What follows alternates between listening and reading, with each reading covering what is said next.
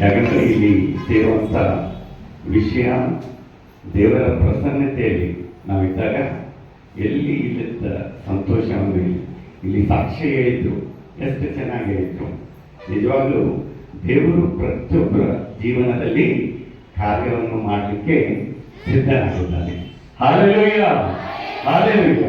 ಇವತ್ತಿನ ಧ್ಯಾನ ಮಾಡಲಿಕ್ಕೆ ನಾವು ಬೈಬಲ್ನಿಂದ ಎಫೆಸಿ 5ನೇ ಅಧ್ಯಾಯ 20ನೇ ವಚನವನ್ನು ಓದಿ ಧ್ಯಾನ ಮಾಡೋಣ. Book of Ephesians 5th chapter 20th verse 5:20. ಯಾರಾದರೂ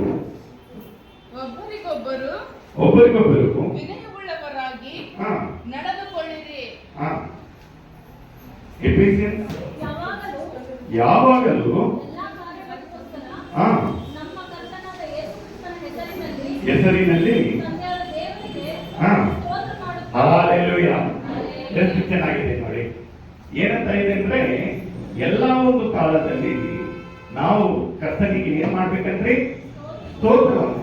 ಕೆಲವೊಂದ್ಸತಿ ಏನಾಗ್ತಿತ್ತಂದ್ರೆ, ಏನಾದ್ರೂ ವಿಶೇಷವಾದ ಕಾರ್ಯ ನನ್ನ ಜೀವನದಲ್ಲಿ ಆಗಿದ್ರೆ ಅದು ಅವಾಗ ಮಾತ್ರ ನಾವು ದೇವರನ್ಗೆ ಸ್ತೋತ್ರ ಸಲ್ಲಿಸಬೇಕು. ಹಂಗೇನೂ ಇಲ್ರಿ, ಹಂಗೇನೂ ಕಂಡೀಷನ್ಸ್ ಅನ್ನೋದು ಯಾವುದೂ ಇಲ್ಲ. ಪ್ರತಿಯೊಂದು ವಿಷಯದಲ್ಲಿ ನಾವೇನ್ ಮಾಡ್ಬೇಕಂದ್ರೆ ದೇವರನ್ನು ಸ್ತೋತ್ರ ಸಲ್ಲಿಸಬೇಕು. ಕಷ್ಟ ಬಂತ ದೇವರೇ ನಿಮ್ಗೆ ಸ್ತೋತ್ರವಾಗಲಿ, ಸಂತೋಷ ಉಂಟಾತ ದೇವರೇ ನಿಮ್ಗೆ ಸ್ತೋತ್ರವಾಗಲಿ. ಎಂತ ಒಂದು ಕಾಲದ, ಯಾಕಂದ್ರೆ ಈ ಒಂದು ಬೈಬಲ್ನಲ್ಲಿ ಎಲ್ಲಾದ್ರೂ ಆ ಒಂದು ಕಂಡೀಷನ್ ಇಟ್ಟಿಲ್ರಿ. ನೀವು ಸಂತೋಷವಾಗಿದ್ರೆ ಮಾತ್ರ ನೀವು ದೇವರನ್ನ ಸ್ತೋತ್ರ ಮಾಡ್ರಿ, ಥ್ಯಾಂಕ್ಸ್ ಕೊಡ್ರಿ ಅಂತ ಏನೂ ಇಲ್ರಿ. ಪ್ರತಿಯೊಂದು ವಿಷಯನಲ್ಲಿ, ಯಾಕಂದ್ರೆ ಇವತ್ತು ನಿನ್ನೆ ನಮ್ಮ ಓಣಿಯಲ್ಲಿ ಏನಾಗಿತ್ತಂದ್ರೆ, ಸತತವಾಗಿ 4 ಜನ ತೀರ್ಕೊಂಡ್ರೆ. ಎಷ್ಟು ಜನ ರೀ? 4 ಜನ ತೀರ್ಕೊಂಡ್ರು. ಅದರಲ್ಲಿ ಒಂದು ಅಸಾಧಾರಣವಾದ ಮರಣ, ಸುಸೈಡ್ ಮಾಡಿಕೊಂಡ್ರು. Just 34 years first, 34 years. ಇನ್ನೊಬ್ರು ಏಜ್ ಫ್ಯಾಕ್ಟರ್ ಇದ್ರು, ಇನ್ನೊಬ್ರು ಕುಡಿತದಿಂದ ಮರಣವಾಗಿದ್ರು. ನಿಜವಾಗ್ಲೂ ನನ್ನ ಪ್ರೀತಿಯ ಜನರೇ, ಇವತ್ತು ನಾವು ಇಲ್ಲಿ ಜೀವಂತವಾಗಿದ್ದೀವಿ ಅಂದ್ರ ಅದ ದೊಡ್ಡ ಕಾರ್ಯ ದೇವರು ಯೇಸು ಸ್ವಾಮಿ ನಮ್ಮ ಜೀವನ. Hallelujah, hallelujah. ಈಗ ಫಿಲಿಪಿ ನಾವು ಬೈಬಲ್ನಲ್ಲಿ ನೋಡುವಾಗ ಬುಕ್ ಆಫ್ ಫಿಲಿಪಿಯನ್ಸ್ 4ನೇ ಅಧ್ಯಾಯ 4ನೇ ವಚನ, ಎಲ್ಲರಿಗೆ ಗೊತ್ತಿರುವಂತ ವಿಷಯ ಇದು. ಯಾವಾಗಲೂ ಕರ್ತನಲ್ಲಿ ಸಂತೋಷಿಸಿರಿ, ಸಂತೋಷ ಪಡಿರಿ.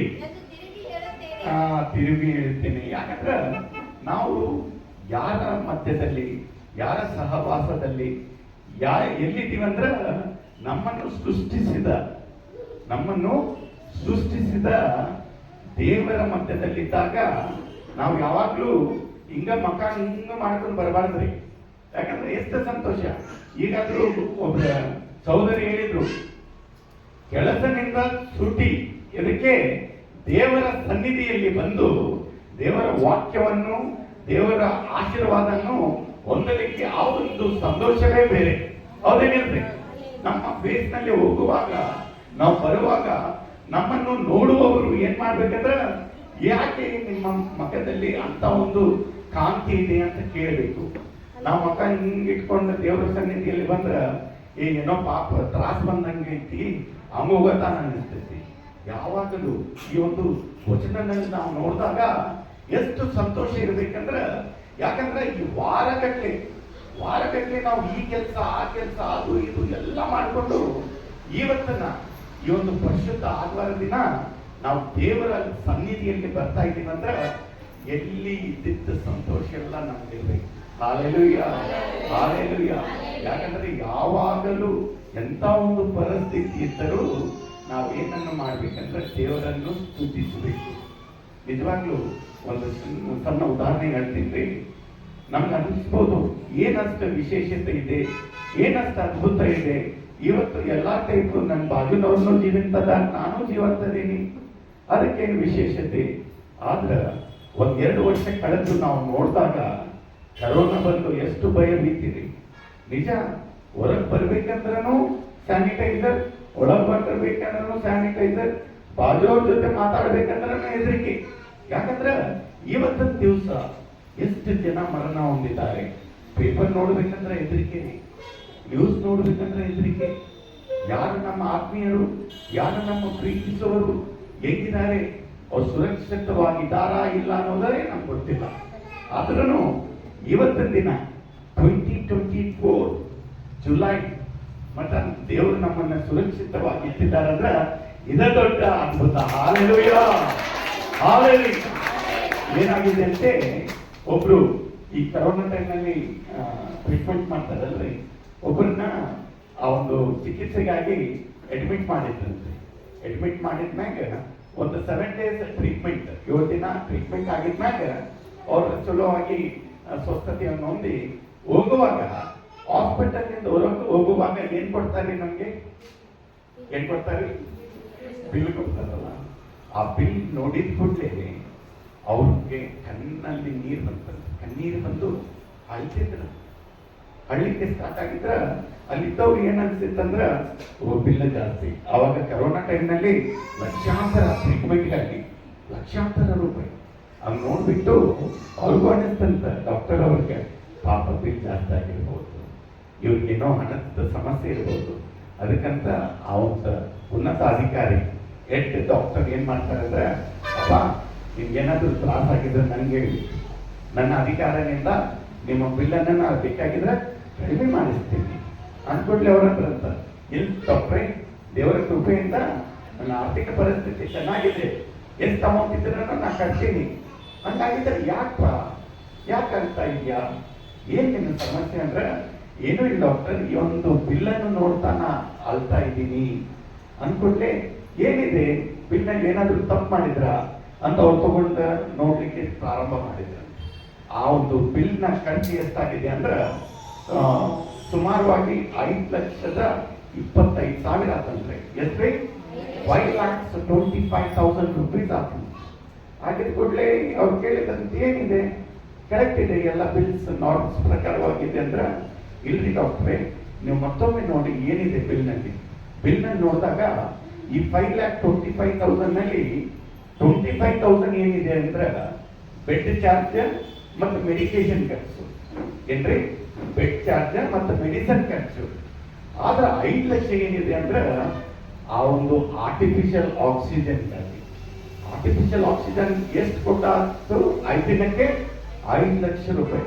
ಅಂದ್ರೆ ಹೌದ್ರಿ, ಈಗಿರೋ ಪರಿಸ್ಥಿತಿನಲ್ಲಿ ಸಮಸ್ಯೆ ಐತಿ, ಎಲ್ಲಿದ್ರು ನಮ್ಗೆ ಆಕ್ಸಿಜನ್ ಸಿಗಂಗಿಲ್ಲ, ಅದಕ್ಕಂತ ಸ್ವಲ್ಪ ದುಬಾರವಾಗಿ ಅನ್ನಿಸ್ಬೋದಂದ್ರೆ, ಇಲ್ರಿ ನಾ ಅದ್ರ ಬಗ್ಗೆನೂ ನಾ ತಲೆ ಕೆಡ್ಸ್ಕೊಂತ ಇಲ್ಲ ಅಂದ್ರೆ, ಏನಾದ್ ಸರ್ ಯಾಕೆ ಹೇಳ್ತಾ ಇದ್ದೀರಿ ಹೇಳ್ರಿ ಅಂದ್ರೆ, ಇಲ್ಲ ಸಾಹೇಬ್ರ ನನ್ನ ವಯಸ್ಸು ಬಂದು ಈಗ 70 ವರ್ಷ. ಎಷ್ಟ್ರಿ? ನನ್ನ ವಯಸ್ಸು ಬಂದು 70 ವರ್ಷ. ನಾ ಬರೀ 5 ದಿನಕ್ಕಾಗಿ ಅವನ ಆಕ್ಸಿಜನ್ಗಾಗಿ ನಾ 5 ಲಕ್ಷ ರೂಪಾಯಿ ಕಟ್ಟಿನಂದ್ರ ನನ್ನ ಜೀವನ ಕಾಲಾವಧಿಯಲ್ಲಿ 70 ವರ್ಷ ಇಂಟು 365 ಡೇಸ್ ಅಂದ್ರೆ 365 ದಿನ. ಒಂದು ವರ್ಷಕ್ಕೆ ಎಷ್ಟು ದಿನ ರೀ? 365 ದಿನ. ಅಷ್ಟು ದಿನ ದೇವರು ಉಚಿತವಾಗಿ ನಮ್ಗೆ ಆಕ್ಸಿಜನ್ ಕೊಡ್ತಾ ಇದ್ದಾನೆ. ನಾವು ಯಾವಾಗಲೂ ಅನ್ಕೋಬಾರ್ದ್ರಿ, ನಮ್ಮ ಜೀವನದಲ್ಲಿ ಎಂತ ಒಂದು ಅದ್ಭುತ ನಡೀತಾ ಇಲ್ಲ. ಯಾಕ್ರಿ? ಬಾಜು ಮನೆಯವ್ರು ನೋಡ್ರಿ, ಅವ್ರು ಬೈಬಲ್ ಇಲ್ಲ, ಯಾವೊಂದು ಚರ್ಚ್ಗೆ ಹೋಗಂಗಿಲ್ಲ, ಆದ್ರೆ ಎಷ್ಟು ಚಲೋ ಇದ್ದಾರೆ. ಹಂಗೇನೂ ಇಲ್ಲ. ಯಾಕಂದ್ರೆ ದೇವರು ಪ್ರತಿಯೊಬ್ಬರ ಜೀವನದಲ್ಲಿ ಒಂದು ಪ್ಲಾನ್ ಅಂಡ್ ಪರ್ಪಸ್ ಅನ್ನಿದೆ, ಒಂದು ಯೋಜನೆ ಇದೆ. ಅದು ಎಂತ ಒಂದು ಯೋಜನೆ ಅಂದ್ರೆ ಅದ್ಭುತವಾದ ಯೋಜನೆ. ಯಾವಾಗಲೂ ಕಣ್ಣು ಕಾಣಂಗಿಲ್ಲ, ಕಿವಿ ಕೇಳುವುದಿಲ್ಲ ಅಂತ ಒಂದು ಯೋಜನೆ ನಿನ್ನ ಜೀವನದಲ್ಲಿ, ನನ್ನ ಜೀವನದಲ್ಲಿ ದೇವರು ಸರಿಪಡಿಸಿದ್ದಾನೆ. ನನ್ನ ಪ್ರೀತಿಯ ಜನರೇ, ನಾವು ಯಾವಾಗಲೂ ಬೇಸರ ಪಡಬಾರ್ದ್ರಿ. ಯಾವಾಗಲೂ ದೇವರ ಒಂದು ಸನ್ನಿಧಿಯಲ್ಲಿ ಬರುವಾಗ ಸಂತೋಷದಿಂದ ಬರಬೇಕು. ಪ್ರತಿಯೊಂದು ಸಣ್ಣ ವಿಷಯಕ್ಕೆ ದೇವರಿಗೆ ಸ್ತೋತ್ರವನ್ನು ಸಲ್ಲಿಸಬೇಕು.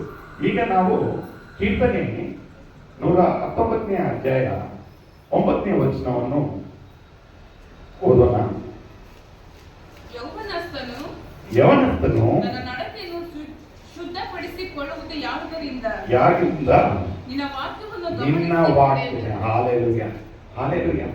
ಹೇಗೆ ನಮ್ಮ ಜೀವನದಲ್ಲಿ ಒಂದು ಮಾರ್ಗದರ್ಶನವಾಗಿ ಈಗಾದ್ರೂ ಅಮ್ಮಾರಿ ಯಾರ್ರಿ ಗದಗ